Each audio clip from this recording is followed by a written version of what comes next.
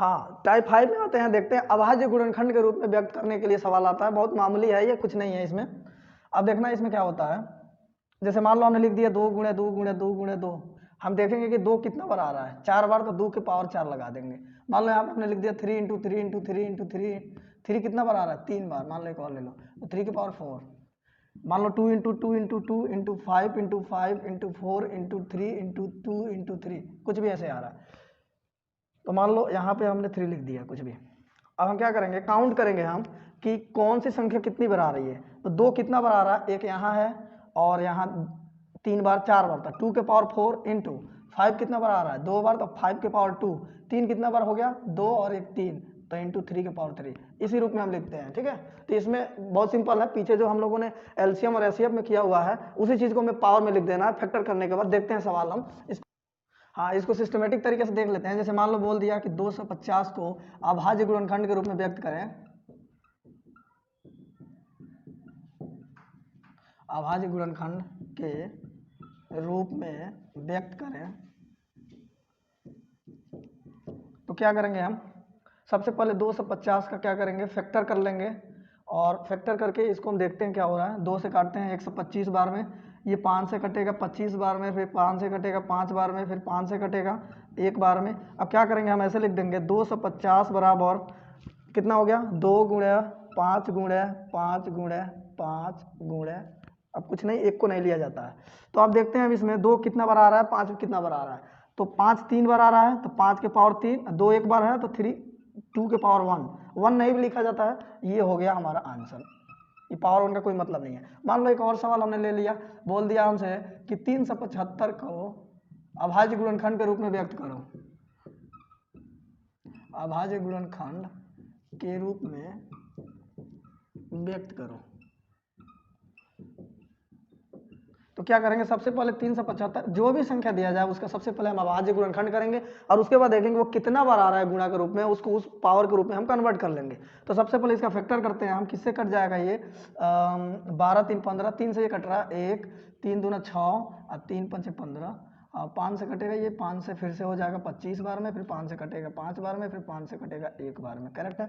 इसके बाद इसको हम सबसे पहले एक सिस्टमेटिक फॉर्मेट में लिख लेंगे। 375 को हम लिख सकते हैं, जो गुणनखंड आया इसको गुणा के रूप में लिख देंगे, 5 गुणे 5 गुणे 5, एक नहीं लेते हैं। उसके बाद से हम इसको सिस्टमेटिक तरीके से लिख लेंगे। 5 कितना बार आ रहा है, 3 बार, 3 कितना बार, 1 बार, 5 3 बार, और यही हमारा आंसर है, ठीक है। तो इस टाइप से क्वेश्चन कर लेंगे, बहुत ईजी होता है। अब टाइप 5 6 पढ़ते हैं आगे, ठीक है। हाँ, टाइप 6 देखते हैं। टाइप 6 में हम देखेंगे एक फॉर्मूला यूज किया जाता है इसमें। फॉर्मूला क्या होता है कि पहली संख्या गुणा दूसरी संख्या बराबर होता है एलसीएम इंटू एचसीएफ, मौसा गुणे लौसा, मौसा गुणे लौसा, मौसा गुणे लौसा। ये फॉर्मूला होता है कि किसी दो संख्याओं का, कोई भी दो संख्या हो तो उन दोनों का गुणनफल उनके मौसा और लौसा के गुणनफल के बराबर होता है। ये फॉर्मूला होता है। इसको हम अपने फॉर्मेट में लिख रहे हैं, तो फर्स्ट इंटू सेकेंड बराबर, इसको हम लिखेंगे एलसीएम इंटू एचसीएफ। पहले मौसा लिखे हैं तो पहले मौसा ही लिख लो, एचसीएफ इंटू एलसीएम। ये फॉर्मूला है, ये फॉर्मूला हम यूज करेंगे। इस पर सवाल कैसे बनेगा देखते हैं। सबसे पहले ये फॉर्मूला होता है, इसको अगर हमें प्रूव करना है तो हम क्या करेंगे, देखते हैं कोई एक दो संख्या लेते हैं और उसमें उनका मौसा और लौसा निकाल के देखते हैं कि वो सही हो रहा है कि नहीं हो रहा है। तो पहली बात ये तो है फॉर्मूला, है ना, ये है फॉर्मूला, ठीक है। तो देखते हैं, तो हमें सिद्ध करना है कि संख्याओं का मौसा और लौसा उनके गुणनफल के बराबर होता है कि नहीं होता है। तो मान लो हमने ले लिया 30 और मान लो हमने ले लिया 25, है ना, दो संख्याएं हैं। को सिद्ध कीजिए, को सिद्ध कीजिए कि उनका गुणनफल मौसा और लौसा के गुणनफल के बराबर होते हैं। मौसा और लौसा के गुणनफल के बराबर होता है, मौसा और लौसा के गुणनफल के बराबर होता है। ये बात हमें प्रूव करना है। तो फॉर्मूला ये है कि दोनों संख्याओं का जो गुणनफल होगा मौसा और लौसा के गुणनफल के बराबर होगा। इसके लिए हम क्या करेंगे, सबसे पहले मौसा और लौसा को निकाल के रख लेंगे, ठीक है। और ये जो फॉर्मूला है केवल 2 संख्याओं में ही लागू होती है ना, 3 संख्याओं में इसका कोई वो नहीं है। तो सबसे पहले हम करते हैं दोनों संख्याओं का मौसा और लौसा निकाल लेते हैं। अब यहाँ ये मत पूछना कि अभाज्य गुणनखंड विधि से करें कि भाग विधि से करें, जिससे मन करे उससे करो, बस मौसा और लौसा निकाल के रख लेना है। तो क्या करेंगे हम, सबसे पहले 30 और 25 का मान लो सबसे पहले हमने लौसा निकाल लिया, और 30 और 25 का हमने क्या निकाल लिया, मौसा भी निकाल लिया हमने, है ना। इन दोनों में छोटा ये है, भाग विधि से बना लेंगे। इसको हम किससे कटा दें, 5 से, 5 छके 30, 5 पचे 25 कट जाएगा, 25 छके 150 हो जाएगा। मतलब एलसीएम की बात करें तो कितना हो जाएगा, 5 गुणे 6 गुणे 5, 6 पचे 30 पचे 150 लौसा आ गया। अब क्या करेंगे, अब इसमें हम डिवाइड करेंगे, 25 एकम 25 हो जाएगा, 5 हो जाएगा, 5 को हम क्या करेंगे, इसको डिवाइजर बना देंगे, इसको डिविडेंट बना देंगे, और 5 पच्चे 25 हो जाएगा, कट जाएगा। जो लास्ट में जिससे भाग दिया जाता है वो संख्या मौसा होती है। तो यहाँ पे जो HCF होगी वो HCF हो जाएगी 5। हमें ये बात सिद्ध करना है कि इनका जो गुणनफल होगा उनके मौसा और लौसा के गुणनफल के बराबर हो रहा है कि नहीं हो रहा है। तो सबसे पहले यहाँ लिखेंगे, है ना, LHS और RHS के फॉर्मेट में इसको हम लिख लेंगे कि फर्स्ट इंटू सेकेंड बराबर, सूत्र से, ये सूत्र है, सूत्र से फर्स्ट इंटू सेकेंड बराबर LCM इंटू HCF। देखते हैं तो फर्स्ट क्या है, फर्स्ट संख्या है कौन सा 30, और सेकंड कौन सा है 25। तो 30 गुणे 25, है ना, 30 गुणे 25 बराबर लौसा कितना आया इन दोनों का, इन दोनों का लौसा आया है 150। अब मौसा कितना आया है, 5 आया है। गुणा करके देख लेते हैं 30 और 25 का कितना हो जाएगा, 25 3 75, 750 ये हो गया, और ये भी हो गया 750। बताओ दोनों बराबर हुआ। और यही हमें करना था कि किसी दो संख्याओं को लौसा और मौसा का गुणनफल उन संख्याओं के गुणनफल के बराबर होता है। ये बात हो गया प्रूफ। तो लिखेंगे LHS बराबर RHS प्रूफ। इस पे और भी सवाल बनेंगे, देखना कैसे। तो हाँ, अब आते हैं इस पे अलग अलग टाइप से सवाल करेंगे हम इस फार्मूला पे, फर्स्ट इंटू सेकंड बराबर LCM इंटू HCF वाले इस फॉर्मेट में। देखो इसमें कितने तरीके से सवाल बन सकते हैं, 1 2 3 4 चीजें हैं। तो हो सकता है इसमें से कोई 3 चीज दे के एक चौथी चीज पूछी जा सकती है। हो सकता है क्वेश्चन में LCM और HCF दे दे, कोई फर्स्ट नंबर दे दे तो सेकंड नंबर पूछ सकता है। हो सकता है LCM और HCF दे के सेकंड नंबर दे दे, फर्स्ट नंबर पूछ सकता है। हो सकता है दोनों संख्याओं का गुणनफल दे दे या दोनों संख्याएं दे दे, फिर से उनमें से किसी एक का मान दे दे, मान लो लौसा दे दिया, फिर हमसे मौसा भी पूछ सकता है। कुल मिला जुला के अगर हमें 4 चीजें हैं, 4 चीजों में से 3 चीजें गायब करके एक चौथी चीजें पूछी जा सकती हैं। इस पर सवाल बनाते हैं अलग अलग टाइप से। पहला सवाल हम देखते हैं, है ना, 6वां नंबर टाइप में ही है ये। तो पहला क्वेश्चन जैसे हमने बोला कि 30 तथा 70 का 30 तथा 70 का LCM 210 है, तो HCF क्या होगा, HCF क्या होगा। तो देखना ध्यान से, दो संख्याएं दी हुई है, एक तो 30 है, एक 70 है। इसका मतलब मान लो पहली संख्या हो गई 30, दूसरी संख्या हो गई 70, और क्या दिया है, LCM दिया है। तो LCM बराबर दे दिया है 210। हमसे क्या पूछ रहा है, मौसा क्या होगा, HCF क्या होगा। तो HCF बराबर वाट, हमें पता है ये फार्मूला, हम फार्मूला लगाएंगे यहाँ पे, लिखेंगे सूत्र से। सूत्र से हो जाएगा first into second, first into second बराबर LCM इंटू HCF। तो फर्स्ट इंटू सेकेंड, फर्स्ट क्या है 30 है, 70 है, तो 30 गुणे 70 बराबर LCM का मान कितना है 210 इंटू HCF हमसे पूछा जा रहा है, निकाल लेंगे।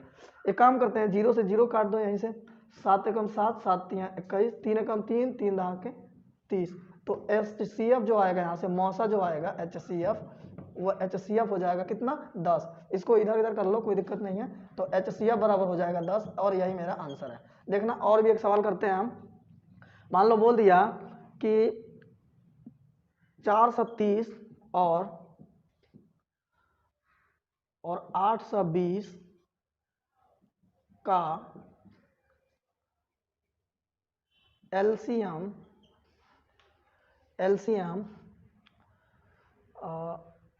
यहाँ पे का HCF मान लो कि दे दिया है 10, HCF 10 है, तो LCM क्या होगा। कुछ नहीं, ये फर्स्ट है, ये सेकंड है, ये एचसीएफ है, हम एलसीएम निकाल लेंगे, इसी फार्मूला का यूज करेंगे, कुछ भी नहीं करना है। तो सॉल्व करते हैं सबसे पहले, है ना, सॉल्व करेंगे हम। तो ये फर्स्ट है, ये सेकंड है, तो लिखते हैं फर्स्ट बराबर 430 और सेकंड, तो ये फर्स्ट नंबर है, ये सेकंड नंबर है, और इनका एचसीएफ कितना दिया हुआ है, एचसीएफ हमारा दिया हुआ है 10, तो हमें बोल रहा है कि एलसीएम क्या होगा, एलसीएम क्या होगा, तो सूत्र से कर लो। सूत्र से क्या होता है, फर्स्ट इंटू सेकेंड बराबर एलसीएम इंटू एचसीएफ। तो फर्स्ट का मान कितना है 430 इंटू सेकेंड का मान है 820, एलसीएम का मान हमें निकालना है ना, और एचसीएफ का मान ऑलरेडी 10 गिवन है, एक जीरो से एक जीरो काट देते हैं यहाँ पे, तो कितना हो जाएगा 430 इंटू 82 इक्वल टू एलसीएम। गुणा करते हैं, इसको देख लेते हैं गुणा करने पे कितना आ रहा है, बताइए, गुणा करिए, कितना होगा गुणा करने पर, कितना 35260 बराबर एलसीएम, गुणा करके देख लो इतना आ जाएगा। तो एलसीएम बराबर हो गया 35260 और यही आंसर है। ठीक है, तो ऐसे हम सवाल को इस पे करेंगे। इस फॉर्मूले पे बहुत सारे क्वेश्चन बन सकते हैं। 4 चीज़ें हैं, इसमें से कोई एक चीज़ पूछी जा सकती है 3 चीज़ दे के। तो मान लो एक क्वेश्चन हमने ले लिया, 2 क्वेश्चन तो बता ही दिए हैं, तीसरा देखो। तीसरा क्वेश्चन में मान लो कि ऐसे हो गया, बोल दिया कि 2 संख्याओं का गुणनफल, 2 संख्याओं का गुणनफल मान लो 120 है,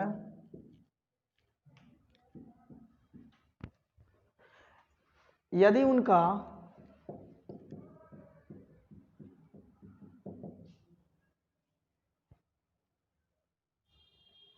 एलसीएम, यदि उनका एलसीएम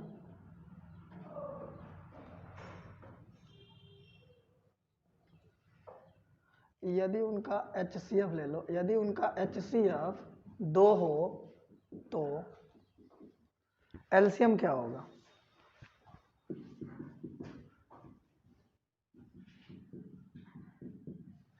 देखो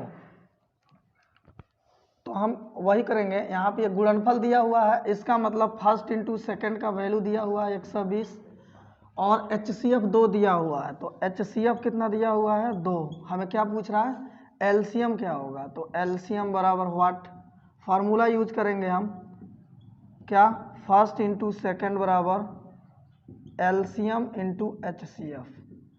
तो देखना दोनों का गुणनफल का मान पहले से ही 120 दे दिया है, यहाँ रख दिया, एलसीएम हमें निकालना है और एचसीएफ कितना दिया हुआ है 2 दिया हुआ, तो एलसीएम इंटू 2 से काट लो तो कितना हो जाएगा 60 बार में बराबर एलसीएम।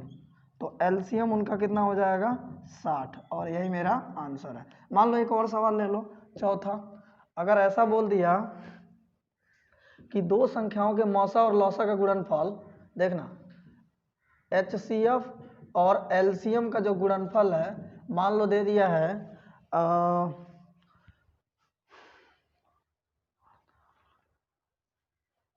48 मान लो दिया हुआ है, और उसमें से एक संख्या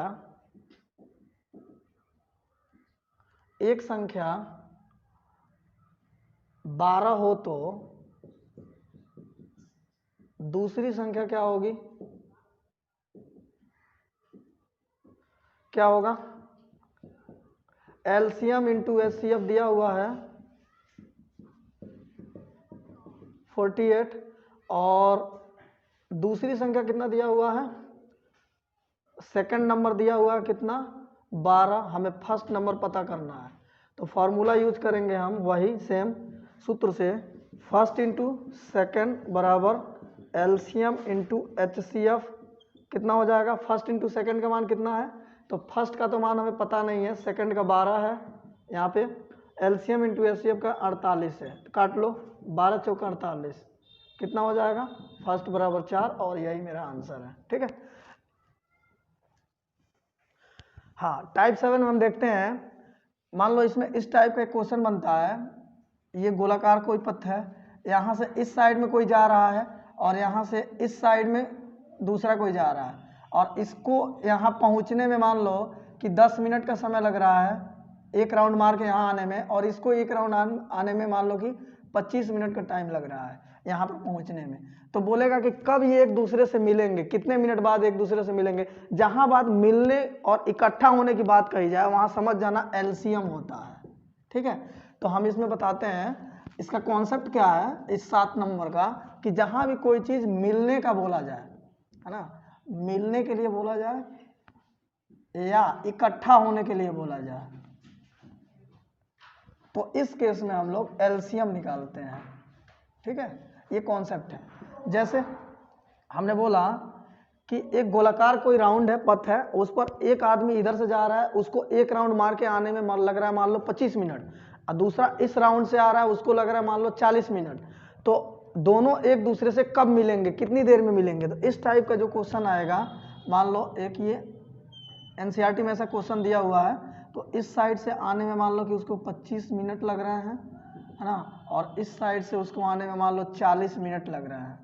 हमने बोला कि दोनों एक दूसरे से कब मिलेंगे, तो जब भी बात मिलने या इकट्ठा होने की बात की जाएगी वहाँ एलसीएम निकाल लेंगे हम। तो हो जाएगा 40 और 25 का क्या निकाल लेंगे, एलसीएम। तो 5/40, 5×5 = 25, तब 25 तो हो जाएगा एलसीएम मेरा 5 × 8 × 5, 5/40 25 200 मिनट बाद। और इस टाइप से हम क्वेश्चन करते हैं इसमें। और मान लो एक और सवाल हम ले रहे हैं, ये तो मिलने वाला हो गया, इसमें एलसीएम निकाल लेते हैं। एक और सवाल हो गया कि मान लो किसी चौराहे पे या कहीं लगी हुई है अलग अलग प्रकार की बत्ती लगी हुई है 5, 6, 7, 8, और वो प्रत्येक बत्ती ना हर 2 सेकंड, 4 सेकंड, 5 सेकंड, 6 सेकंड में जलती है।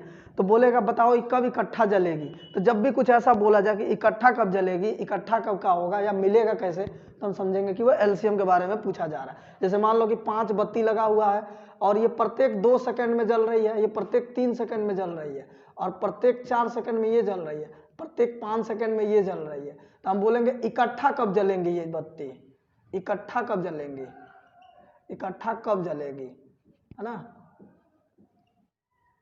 मान लो 4 बत्ती हैं, 1 2 3 4 बत्ती हैं जो इस प्रकार से हैं, कहीं चौराहे पर लगी हैं। पहली बत्ती प्रत्येक 2 सेकंड में एक बार जल जाती है, हर तीसरे सेकंड में जलती है, हर चौथे सेकंड में जलती है, या हर 5वें सेकंड में जलती है। तो बताओ कौन ऐसा समय होगा, कितने सेकंड के बाद या कितने टाइम के बाद ये सब इकट्ठा जलेंगी। तो जब भी ऐसा क्वेश्चन बोला जाए तो हम सबका एलसीएम निकाल देंगे जो भी है। तो 2 3 4 और 5 कितना हो जाएगा, एलसीएम ले लेते हैं। 2 1 3 2 5 कटने वाला नहीं है, कितना हो जाएगा, एलसीएम बराबर हो जाएगा मेरा 2 × 1 तो हटाओ, 3 × 2 × 5 कितना हो जाएगा, 2 3 6 2 12 25 60 सेकंड बाद। 60 सेकंड बाद का मतलब हो गया 1 मिनट बाद। 60 सेकंड में 1 मिनट होता है, इसका मतलब 1 मिनट बाद इकट्ठा जलेंगे, इकट्ठा जलेंगे। कंपटीशन में भी ऐसा सवाल आता है। चलो ठीक है, ऑल द बेस्ट।